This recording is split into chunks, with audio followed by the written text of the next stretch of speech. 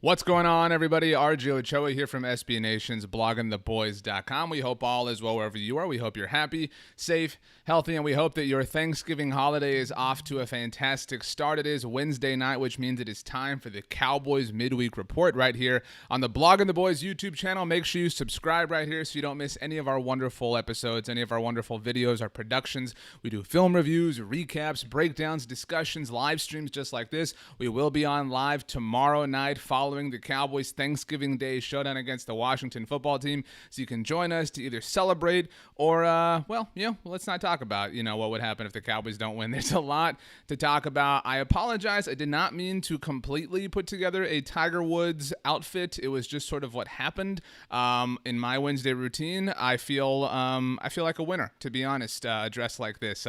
But thank you to those of you who are joining us. We will be getting started with some incredibly somber news, some incredibly sad news.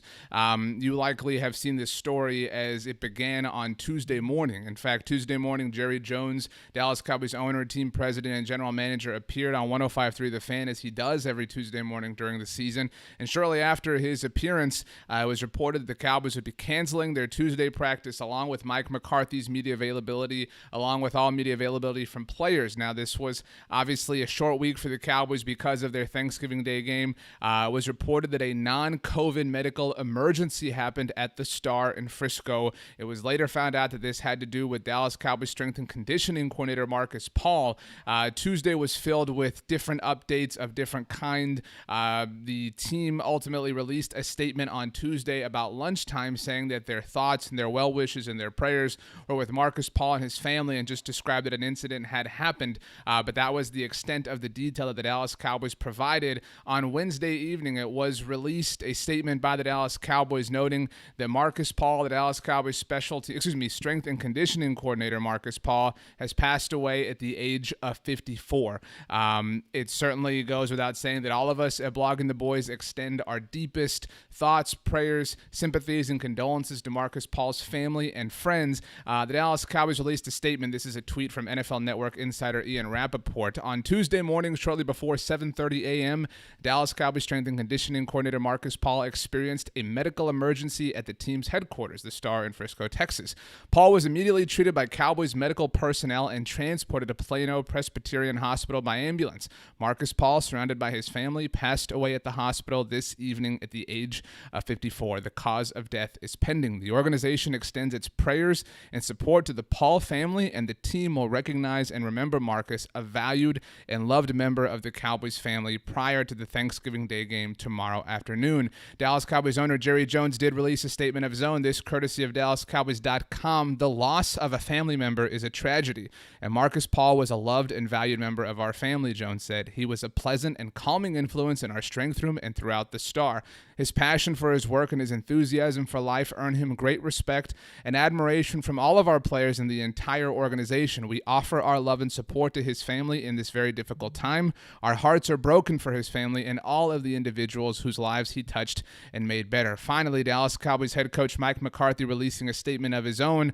We extend our love, strength, and support to Marcus's family during the most challenging of times and ask that their privacy be respected moving forward, McCarthy said. Marcus Paul was a leader in this building. He earned the players' respect and attention because he cared so much and was a naturally gifted communicator, both on the personal and professional levels. He handled every situation, sometimes with a smile and a pat on the back, and sometimes with tough love. He had innate toughness in a job that requires that quality, and he was admired throughout the NFL by his peers and the players he coached. It was a privilege to work with him as a coach and laugh with him as a friend. Marcus did everything the right way. Again, Marcus Paul, Dallas Cowboys strength and conditioning coordinator, passing away at the age of 54.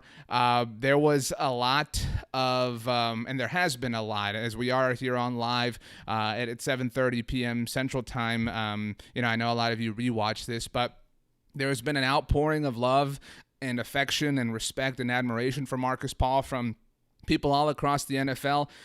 He went to Syracuse University. Syracuse has extended their thoughts throughout this entire process. The Chicago Bears, whom Marcus Paul played for, the New York Giants, Marcus Paul also coached there. Lots of players so far. If you want, you can go check out the Blog on the Boys Twitter feed. We've retweeted every tweet that we have found. Jordan Lewis, Justin March, Tyrone Crawford, Gerald McCoy, obviously not around the Cowboys for a long time. Really just Blake Jarwin, an incredible amount of love, respect, and admiration for Marcus Paul. It goes without saying that he will be incredibly missed, and again, that his family is in our thoughts and our prayers. Paul on our YouTube live stream asking if the Cowboys will wear an armband tomorrow. That is not known, Paul. Typically, in situations like this, unfortunate circumstances like this, we've seen NFL teams wear decals on their helmets, typically with initials. I don't know if that's part of the plans. Maybe we do see an MP sort of initial on the back of the Cowboys helmets against Washington on Thanksgiving Day. And again, it is so difficult to focus on football and talk about a game given this story. Football is a game, and it is a lot of fun, and we all certainly love and root for the Dallas Cowboys, but life trumps all of that, and so it is difficult, and you'll excuse us as we try to transition to this and talk about the game that the Dallas Cowboys will be playing on Thursday afternoon. The Cowboys did play on Sunday afternoon. They beat the Minnesota Vikings. They are now squarely in the hunt in the NFC East. They are 3-7, just like the Washington football team, just like the New York Giants. The Philadelphia Eagles are 3-6-1, and I honestly think there's a legitimate way that the Cowboys are the only team, or Washington for that matter, that wins in the NFC East this week. Obviously, Dallas and Washington are playing each other. The New York Giants visit the Cincinnati Bengals. Brandon Allen will be starting at quarterback for them in lieu of Joe Burrow. And of course, the Philadelphia Eagles visit the Seattle Seahawks, or host the Seahawks rather, on Monday Night Football. Carson Wentz still the starter there. You have to wonder how long until that situation gets a little bit dicier. Let's talk about the Cowboys' remaining schedule, because they are 3-7, and today it was actually announced that part of Thanksgiving Day's overall football festivities are different. If you haven't seen this, the Baltimore Ravens have had a number of COVID-19 issues, and obviously this has led to a number of reschedulings throughout the NFL calendar. We've seen different games adjusted, etc. One of them involving the Pittsburgh Steelers, who were set to host the Ravens on Thursday night following the Detroit Lions-Houston Texans game and then the Cowboys and Washington football team game. That game will not be happening as a result of the NFL taking what they have deemed as an abundance of caution for player safety, etc. You know the verbiage that the NFL likes to use.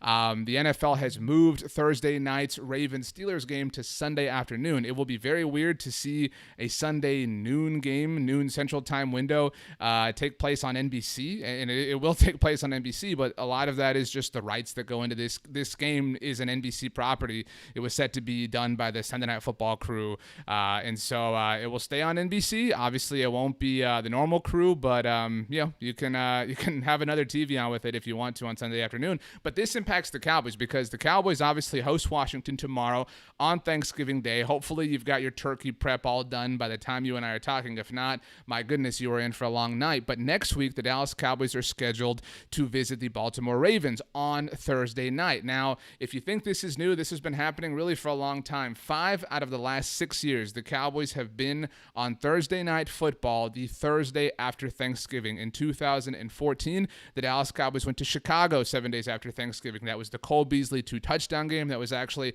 the last game that Brandon Marshall ever played for the Chicago Bears. In 2016, Dak and Zeke's rookie year, they were in Minnesota 7 days after Thanksgiving. In 2017, the Cowboys hosted Washington the Thursday after Thanksgiving. That was the game that Dez Bryant caught his last touchdown as a member of the Dallas Cowboys. In 2018, the Dallas Cowboys hosted the New Orleans Saints on the Thursday after Thanksgiving. Obviously a very prosperous event and prosperous game for that season, as they would go on to win the NFC East.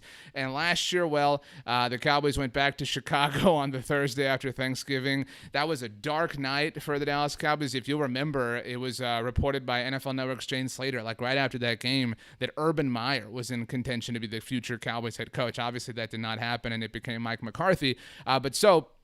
This game against the Baltimore Ravens, the Cowboys will have a full 7 days worth of rest because they are playing on Thanksgiving, and the Ravens would have. Every team the Cowboys have played on Thursday night, 7 days after Thanksgiving, these 5 out of the last 6 years, every team in that situation has played on Thanksgiving along with the Cowboys. They've just either played in Detroit, the Lions, the first game, or the night game like the Ravens were supposed to. Again, that is not going to happen. This game is now going to be played on Sunday, which means the Cowboys are going to have a huge advantage. And I want to say, we've been saying all along that the most important thing here is the health and the wellness of the Baltimore Ravens, their entire staff and operation. But the football of all this is that the Cowboys are now going to have a normal week to prepare, to rest, etc., while the Baltimore Ravens are going to be on a short week against a team that is not.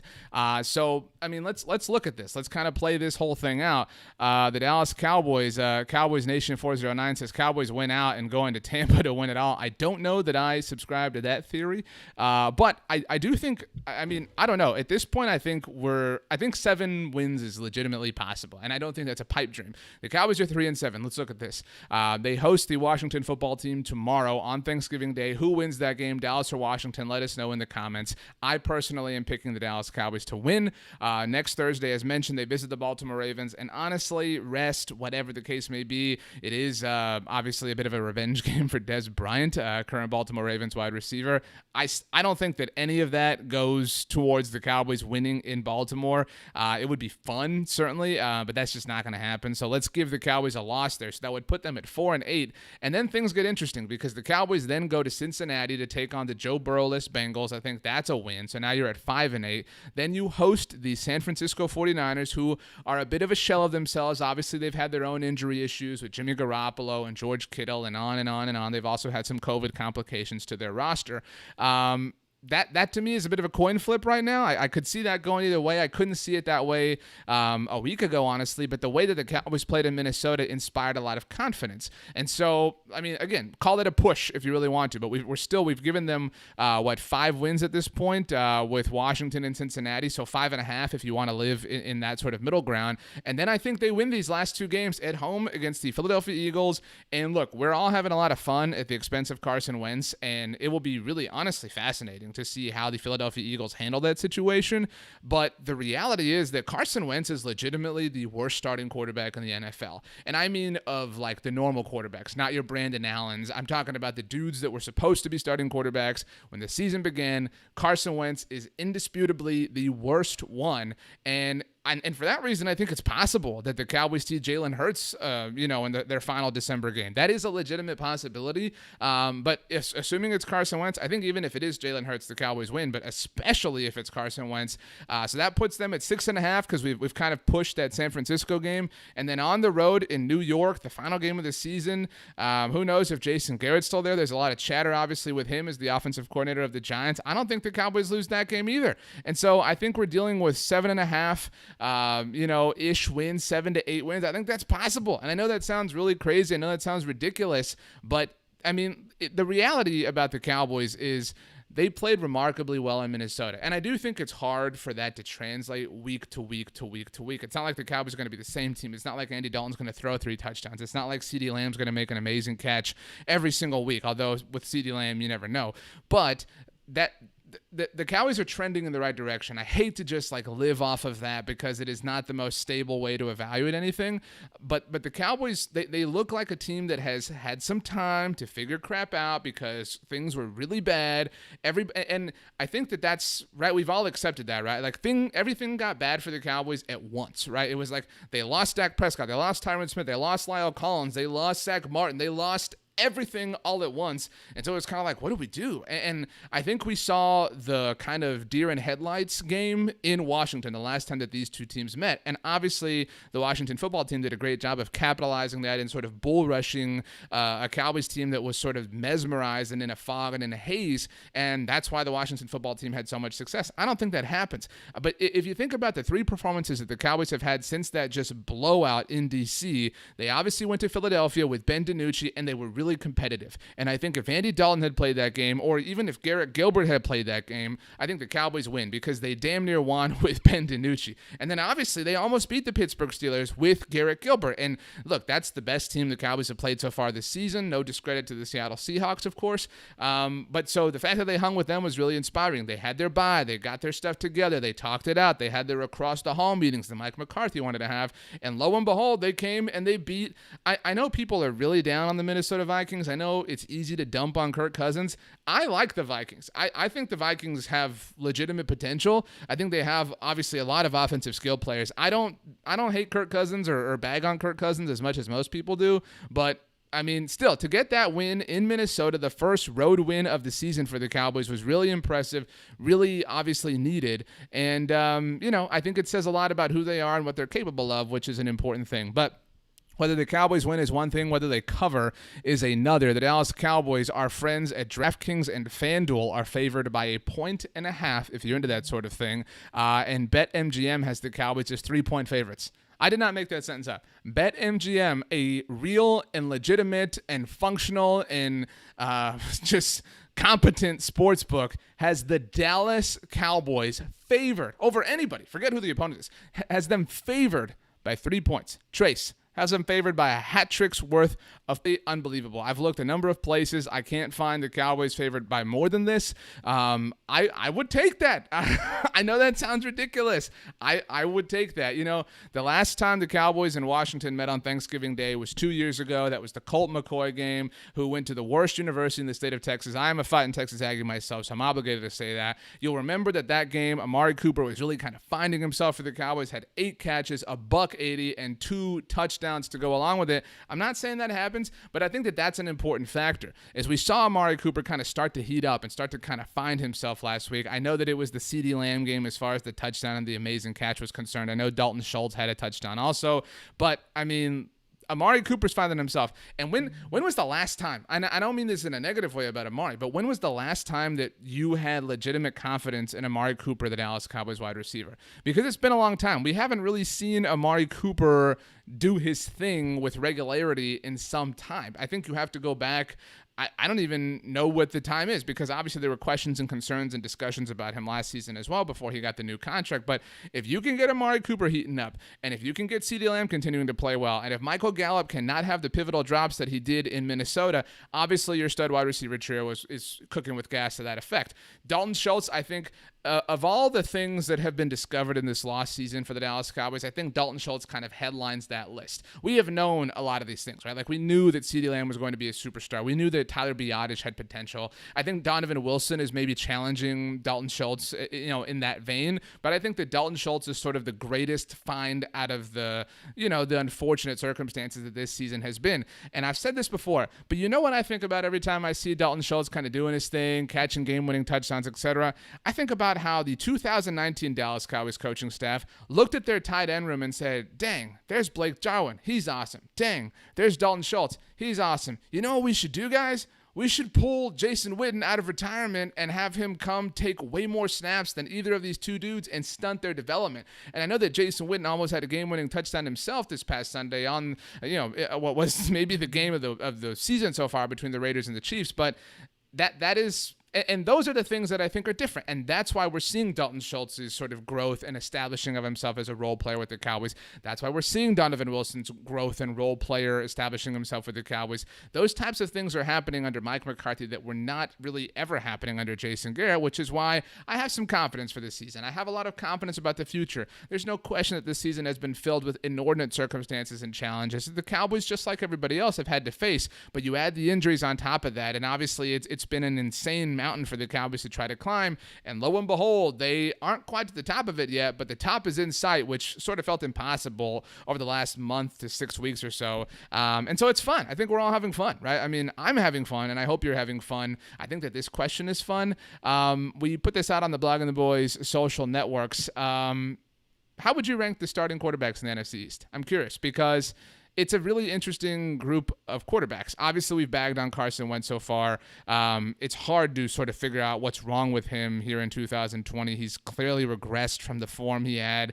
As every Eagles fan will tell you, he should have won MVP in 2017 before he was injured, but that was it. Like, that is more and more and more and more looking like the aberration as opposed to the norm. And so the 4 starting quarterbacks in the NFC East are Alex Smith, Andy Dalton, the aforementioned Carson Wentz, and Daniel Jones. Now, if I was building a team for the future and I could only have one of these guys, there's no question I want Daniel Jones, especially because of the rookie contract and all the financial details and aspects, etc.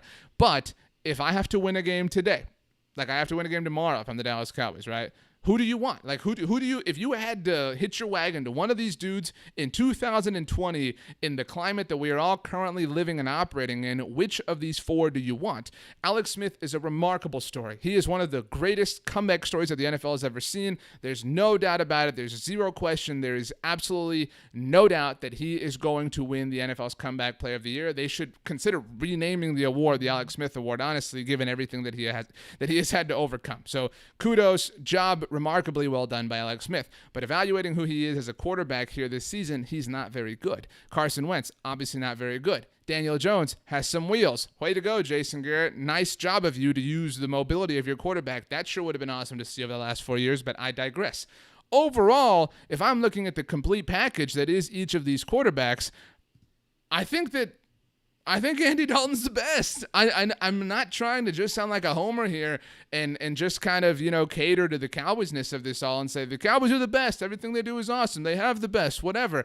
But how can you take any one of these guys right now over Andy Dalton? And do you realize Andy Dalton was the first backup quarterback for the Dallas Cowboys to throw for multiple touchdowns in a single game last week? He threw 3. Threw 1 to Zeke, threw 1 to CeeDee, the amazing one. Andy Dalton was the first Dallas Cowboys backup quarterback to throw for multiple touchdowns in a single game since Kellen Moore did it in 2015, the season finale. That's right. Now, to be fair, Dak Prescott has started basically every game since then, but Garrett Gilbert didn't do it, Ben DiNucci didn't do it, and Andy Dalton didn't do it in the 2 tries that he had before this. But you know what I think is amazing? If you look at the last 3 quarterbacks who all experienced wins at one point or another for the Dallas Cowboys. The last 3 quarterbacks to win games for the Dallas Cowboys, obviously Andy Dalton, Dak Prescott, and Matt Castle. Those are the last 3, if you have to go all the way back. The 4th one, if you go even further, is obviously Tony Romo. Those 3 quarterbacks, as far as playing with and for the Dallas Cowboys, got their first wins for America's team on the road against teams that Kirk Cousins was the quarterback for. That's right. Matt Castle's first and only win for the Dallas Cowboys was on the road in D.C. against Kirk Cousins. Obviously, Dak Prescott's first win on the road in D.C. against Kirk Cousins. Andy Dalton's first win on the road in Minnesota against Kirk Cousins. Kirk Cousins isn't part of this foursome that we're evaluating right here, but if he was, he'd probably still be ahead of Carson Wentz. But, after that, it would certainly be a little bit difficult. But I think Andy Dalton is the best quarterback in the NFC East. I think the second best is maybe Daniel Jones. I think that Alex Smith today is better than Carson Wentz, which really isn't saying a lot, but it is kind of just the way that it is.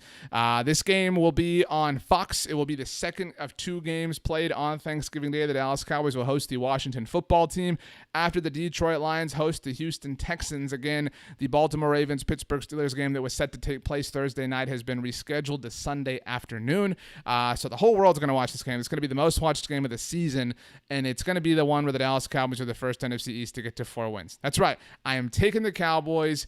I think it happens. I really have. This season has been wonky. It's been crazy. It's been painful. It's been chaotic. It's now a beautiful mess, and I think that beautiful mess unfolds in a beautiful, messy way on Thursday afternoon at AT&T Stadium, and I think it's a lot of fun. I honestly think it's going to be a lot of fun. Kyle Kuzma, shout out to the Lakers, I guess, says Andy Dalton Super Bowl MVP. I don't know if I would go that far. But hey, I'm down to look at the beautiful mess, but that's like squinting at the beautiful mess. And, you got to squint really hard to see something like that. I do think that Andy Dalton's going to win an NFC East title and have an NFC East championship cap and t-shirt. And if you want to call that being a Super Bowl MVP in your own way, hey, that's up to you. But this game's going to be a lot of fun. We're going to have a great time. We'll be on Twitter the whole time. You can follow us on Twitter at Blogging the Boys. We are on Instagram at blogging. On Twitter and Instagram at RJ Ochoa if you want to follow me for an occasionally fun take or two and photos of my dog, hey, that's up to you. We will be here. We will be back on the Blog of the Boys YouTube live stream as soon as the Cowboys game is over for our official post-game show to talk about what we saw, to talk about what we liked, to talk about what we think is going to happen 7 days from now when the Dallas Cowboys visit the Baltimore Ravens. Hopefully Des Bryant gets a chance to throw up the X as I almost threw this microphone way out of orbit. I think that's a good note to end this on, honestly. We appreciate everybody for checking out our live stream and hanging out, talking, discussing, chopping up Dallas Cowboys. And once again, we do send our thoughts, our prayers, and our deepest condolences to Marcus Paul's family and friends, the Dallas Cowboys strength and conditioning coordinator, passing away at the age of 54 on Wednesday, November 25th, 2020. Hopefully this game tomorrow is a lot of fun. Hopefully, however you're spending your Thanksgiving, you're having a good time. Hopefully, the food is great. Hopefully it's a great experience all the way around. We will see you tomorrow as soon as the Dallas Cowboys lock up that dub. Have yourself a good night. Thanks for joining us. We'll see you mañana. Talking the boys.